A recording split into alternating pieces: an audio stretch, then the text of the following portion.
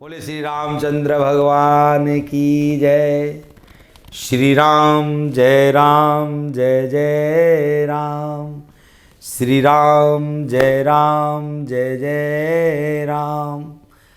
गोस्वामी तुलसीदास जी ने हनुमान जी के लिए कितनी सुंदर शब्दों में वर्णन किया है।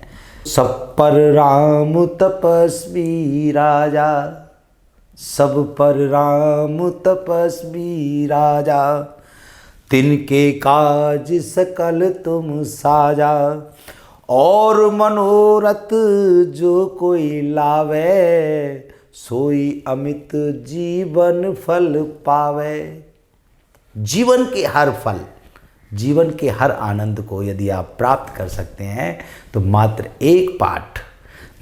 एक पाठ हनुमान चालीसा का, जो आपके जीवन के हर प्रकार के आनंद को आपको प्रदान कर सकता है।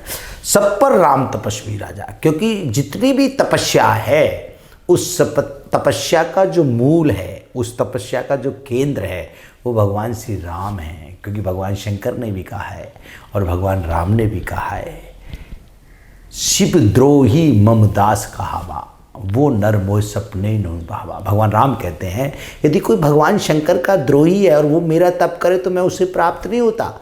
इसी प्रकार भगवान शिव कहते हैं कि उमा कहूँ मैं अनुभव अपना, और बिन हरि भजन जगत सब सपना। सब जगत जो है सपने के समान है।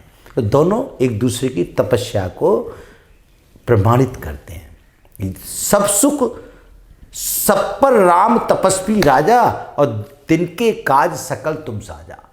जो राम की तपस्या में संलग्न हो जाते हैं, जो राम की तपस्या में लग जाते हैं, उनको भगवान शंकर की भी शक्ति प्राप्त होती है, और उनको भगवान श्री राम की भी शक्ति प्राप्त होती है, और वो हनुमान जी के विशेष कृपा पात्र बन जाते हैं। और मनोरथ जो कोई लावे, सोई अमित जीवन फल पावे। और मनोरथ, कोई भी अगर आपके मन में विचार, कोई भी आपके मन में इच्छाएं, कोई भी आपके मन में कोई मनोरथ किसी भी प्रकार का अगर जागृत होता है, उस मनोरथ को भी अगर कोई पूर्ण करने वाली शक्ति है तो वो हनुमान जी हैं। हनुमान जी की जितनी विशेषता मैं आपको बताऊं, उतनी विशेषता कम है। हनुमान जी विशेषताओं के सागर हैं, हनुमान जी गुण के सागर हैं, हनुमान जी विद्या के सागर हैं। हनुमान जी संपूर्ण सृष्टि में जितना भी ज्ञान है, संपूर्ण शक्ति में सृष्टि में जितनी भी शक्तियां हैं, उन शक्तियों के सबके केंद्र हैं हनुमान जी। क्योंकि हनुमान जी भगवान शिव के 11वें रुद्र हैं। हनुमान जी भगवान राम की सेवा में आए, क्योंकि जहाँ भगवान नारायण अवतरित होते हैं, वहाँ स्वयं परमात्मा शंकर उनकी सेवा में विराजमान रहते हैं।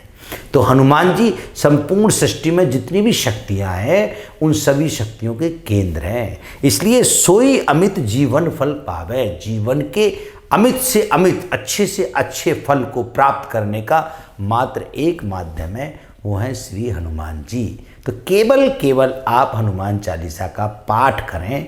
इस कोरोना काल के समय में आप घर पे बैठ करके, ये भी एक अवसर है आपको जो घर पे बैठने का समय मिल रहा है, इस समय को व्यर्थ ना जाने दें, इस समय का सदुपयोग करें। इस समय में क्या करें? हनुमान जी का पाठ करें, क्योंकि वो बहुत सरल हैं, बहुत विनम्र हैं। कोई और मंत्र पढ़ेंगे आपको संस्कृत नहीं आती तो मंत्र का शुद्ध उच्चारण नहीं होगा, शुद्ध उच्चारण नहीं होगा तो उसका फल शुद्ध नहीं मिलेगा।